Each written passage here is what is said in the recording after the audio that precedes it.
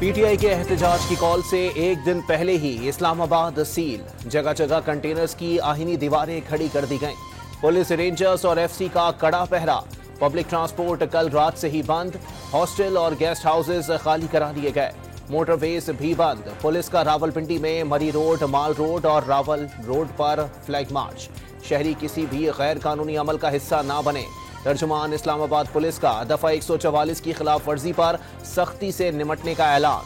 وزارت داخلہ نے جڑواں شہروں میں رات 12 بجے سے انٹرنیٹ سروس بند کرنے کی ہدایت کر دی۔ موبائل فون سروس کی بندش کا فیصلہ صورتحال کے پیش نظر کیا جائے گا۔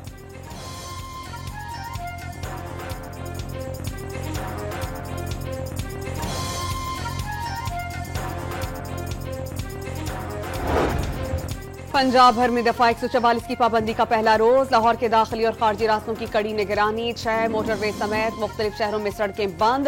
گجرانوالہ کے داخلی اور خارجی راستے سیلڈ۔ جنرل بس سٹینڈز پر بھی ہو کا عالم۔ اٹک چیک پوسٹ پر گاڑیوں کی پکڑ دھکڑ۔ دریا جہلم کے تینوں پلوں پر کنٹینرز لگا دیے گئے، مسافر پیدل سفر کرنے پر مجبور۔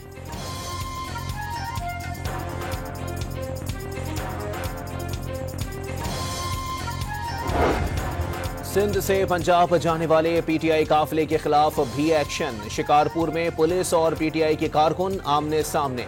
کھلاڑیوں کے پتھراؤ پر پولیس کی ہوائی فائرنگ، کارکنوں کا انڈس ہائی وے پر احتجاج، گاڑیوں کی قطاریں لگ گئیں۔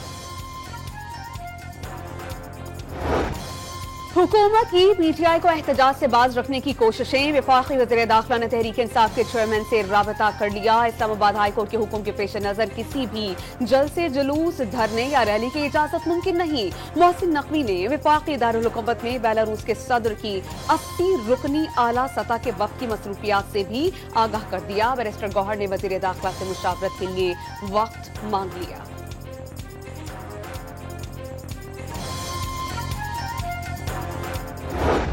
فائنلی جو فیصلہ کرنا ہے وہ تو بانی چیئرمین عمران خان صاحب نے کرنا ہے۔ کل ہماری جو 4 رکنی کمیٹی گئی تھی، جنہوں نے کل خان صاحب سے ملنا تھا، ایک طے ملاقات ہوئی تھی۔ اگر وہ ملاقات ہو جاتی تو ممکن ہے کہ کوئی مثبت پیش رفت نکل آتی اسلام آباد ہائی کورٹ کے فیصلے کے نتیجے میں۔ بانی سے ملاقات کروا دی جاتی تو عدالتی فیصلے کے پیش نظر کوئی مثبت پیش رفت ہو سکتی تھی۔ پی ٹی آئی رہنما عامر ڈوگر کی ڈان نیوز سے گفتگو۔ رؤف حسن نے بات چیت نتیجہ خیز ہونے کی امید ظاہر کر دی۔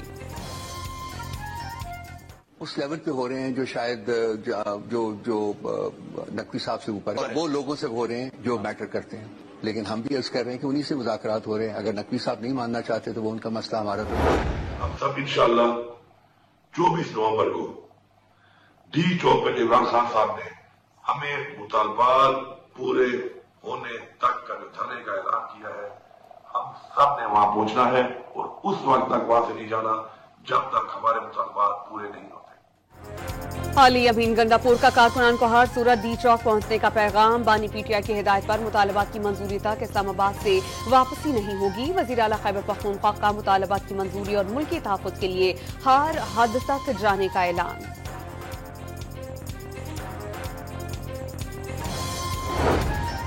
راستوں کی بندش کے باعث تحریک انصاف کی لاہور سمیت پنجاب بھر میں احتجاج کی حکمت عملی تبدیل۔ لاہور میں بتی چوک پر سلمان اکرم راجہ کی قیادت میں احتجاج ہوگا۔ ارکان اسمبلی سمیت ٹکٹ ہولڈرز کو بھی پہنچنے کی ہدایت۔ تمام اضلاع کے رہنماؤں کو مقامی سطح پر احتجاج کا بھی پیغام دے دیا گیا۔ ذرائع کا دعویٰ۔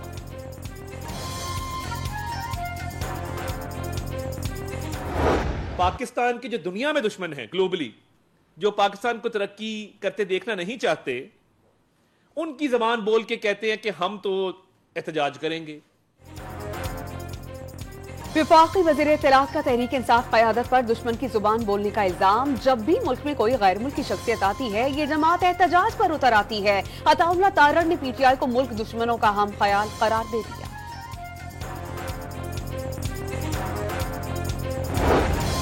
وزیر اطلاعات پنجاب کا خیبر پختونخوا میں فساد کی تیاری کا دعویٰ۔ 2 ارب روپے 9 مئی پارٹ 2 کے لیے استعمال کیے جا رہے ہیں۔ کرم اور پارا چنار میں آگ لگی ہوئی ہے اور وزیر اعلیٰ اسلام آباد پر چڑھائی کی تیاری کر رہے ہیں۔ گنڈاپور کو امن کی نہیں بلکہ احتجاج اور سیاست کی فکر ہے۔ اسلام آباد اور لاہور کو بند نہ کریں تو کیا کریں؟ کیا ان شہروں کو بلوائیوں کے رحم و کرم پر چھوڑ دیں؟ عظمہ بخاری کا سوال۔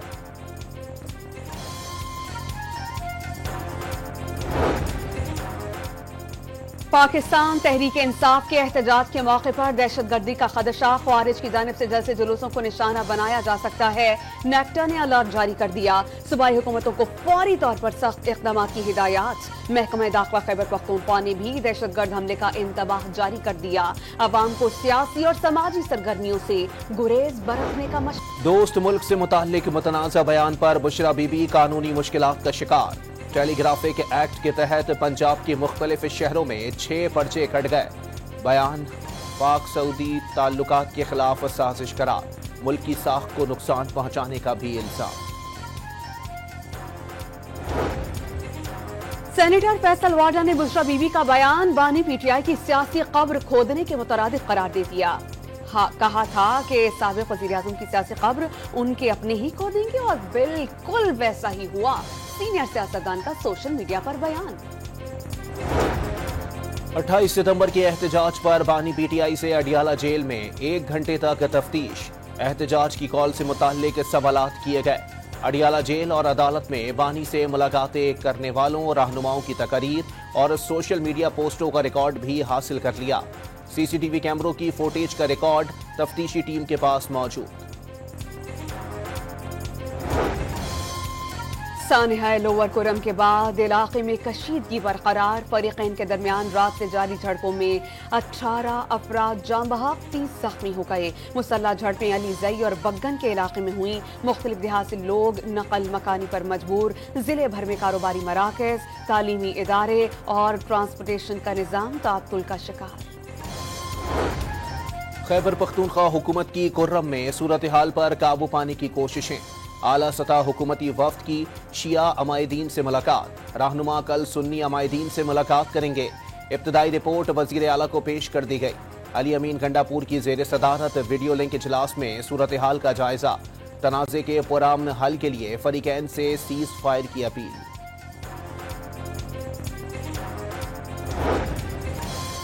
کشیدگی ختم کرانے کرم جانے والے خیبر پختونخوا حکومت کے وفد کی ہیلی کاپٹر فائرنگ کی اطلاعات۔ ہیلی کاپٹر میں صوبائی وزیر قانون، چیف سیکریٹری اور آئی جی پولیس سمیت وفد کے اراکین سوار تھے۔ خیبر پختونخوا حکومت کے ترجمان بیرسٹر صاحب نے ہیلی کاپٹر پر فائرنگ کی تردید کر دی۔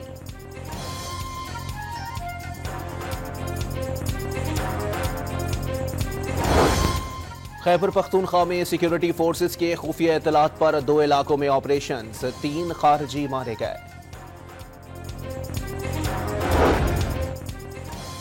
باجوڑ کی تحصیل مامون میں مختلف مقامات پر 2 دھماکے، پولیس اہلکار سمیت 2 افراد جاں بحق، پولیس کا علاقے میں سرچ آپریشن۔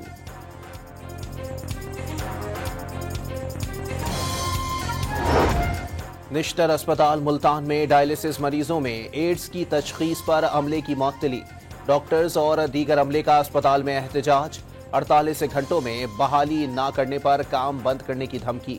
وائس چانسلر نشتر میڈیکل یونیورسٹی اور ایم ایس سمیت 11 افراد کو پولیس نے طلب کر لیا۔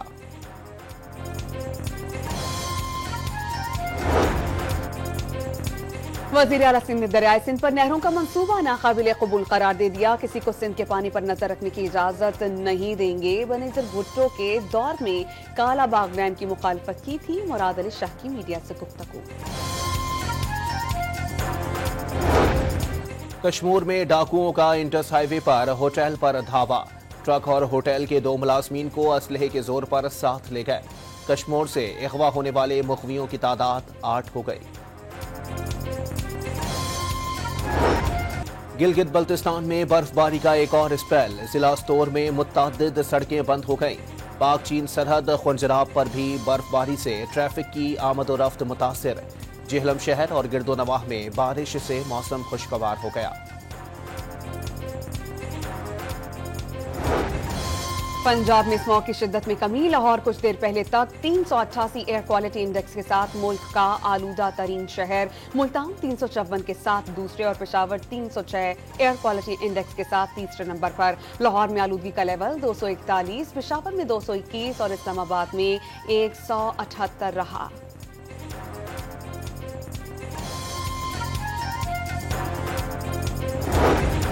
غزہ پر اسرائیلی فوج کے حملے نہ رکے، 48 گھنٹوں میں 120 فلسطینی شہید کر دیے، 205 افراد زخمی۔ 414 روز سے جاری صہیونی دہشت گردی میں 44,176 فلسطینی شہید، 1,04,473 زخمی ہو گئے۔ مقبوضہ مغربی کنارے سے مزید 15 فلسطینی گرفتار کر لیے گئے۔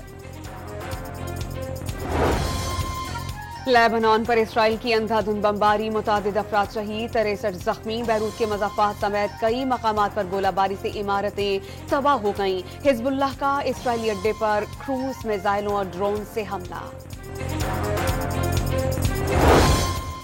اسرائیل کی سابق وزیر داخلہ اور وزیر انصاف کو عالمی سطح پر شرمندگی کا سامنا۔ آسٹریلیا نے ایلیٹ شیکٹ کی ویزا کی درخواست مسترد کر دی۔ انٹرنیشنل کرمنل کورٹ کے فیصلے کے بعد برطانوی حکومت نے اسرائیلی وزیر اعظم اور سابق وزیر دفاع کی گرفتاری کا اشارہ دے دیا۔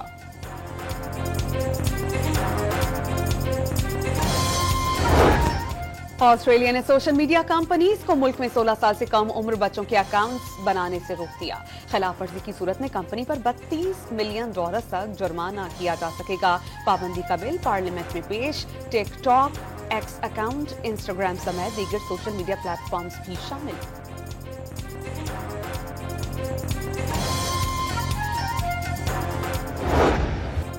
آئی سی سی نے چیمپئنز ٹرافی ہائیبرڈ ماڈل پر کرانے کا پلان بنا لیا۔ ذرائع کا دعویٰ، Pakistan cricket board hybrid model سے انکار پر قائم۔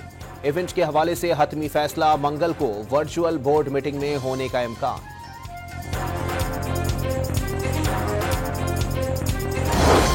کراچی میں آئی سی سی چیمپئنز ٹرافی کا ٹور محدود۔ کراچی میں ٹور وقت سے پہلے ختم کر کے ٹرافی لاہور منتقل کر دی گئی۔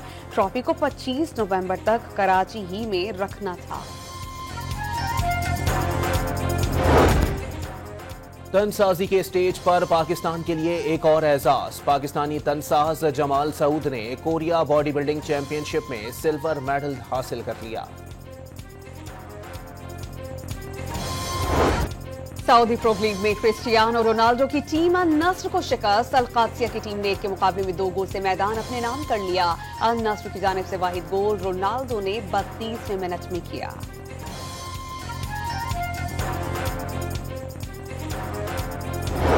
لاہور کے الحمرا آرٹس سینٹر میں ہیریٹیج ثقافتی میلے کا انعقاد۔ ہزارہ ثقافت کے رنگ بکھر گئے۔ تمبوک اور تمبورا کی حسین دھنوں کے امتزاج پر لاہوری جھوم اٹھے۔